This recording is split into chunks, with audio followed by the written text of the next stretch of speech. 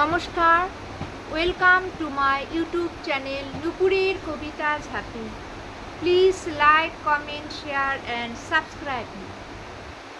5ই September doctor Sarvepalli রাধাকৃষ্ণনের জন্মদিনটি শিক্ষক দিবস হিসেবে পালিত হয়।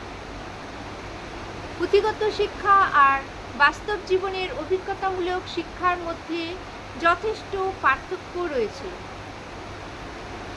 আমার শিক্ষক সমাজকে বিনম্র শ্রদ্ধার্ঘ্য নিবেদন কবি সুকুমার রায়ের লেখা কবিতা জীবনের হিসাব। বিদ্যে বোঝায় বাবু মশাই চড়ি শখের বোটে, মাঝিরে কন বলতে পারিস সূর্যি কেন ওঠে, চারটা কেন বাড়ে কমে, জোয়ার কেন আসে। বৃদ্ধ মাঝি অবাক হয়ে ফেল ফেলিয়ে হাসে।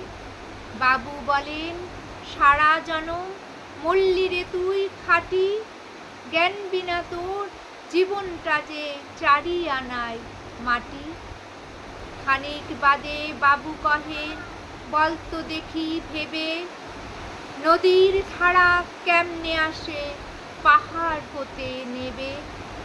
বলতো কেন লবণ পোড়া সাগর ভরা পানি। মাঝি সে কয়, আরে মশাই অত কি আর জানি। বাবু বলেন, এই বয়সে জানিস নেও তাকি, জীবনটা তোর নেহাত খেলো অষ্ট আনায় ফাঁকি। আবার ভেবে কহেন বাবু, বলতো রে বুড়ো, কেন এমন নীল দেখা যায় আকাশের ওই চূড়ো। বলতো দেখি সূর্য চাঁদে গ্রহণ লাগে কেন। বৃদ্ধ বলে, আমায় কেন লজ্জা দেছেন হেন। বাবু বলেন, বলবো কি আর, বলবো তোরে কিতা, দেখছি এখন জীবনটা তোর 12 আনায় বৃথা। খানিক বাদে ঝড় উঠেছে, ঢেউ উঠেছে দুকুলে। বাবু দেখে নৌকোখানি ডুবলো বুঝি দুলে।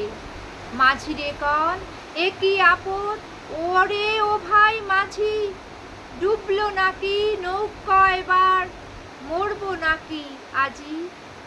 মাঝি শুধায়, সাঁতার জানো, মাথা নাড়েন বাবু।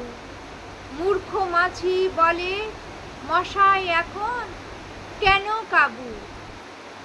বাঁচলে শেষে আমার কথা হিসেব করো পিছে, তোমার দেখি জীবনখানা 16 আনায় মিছে। নমস্কার।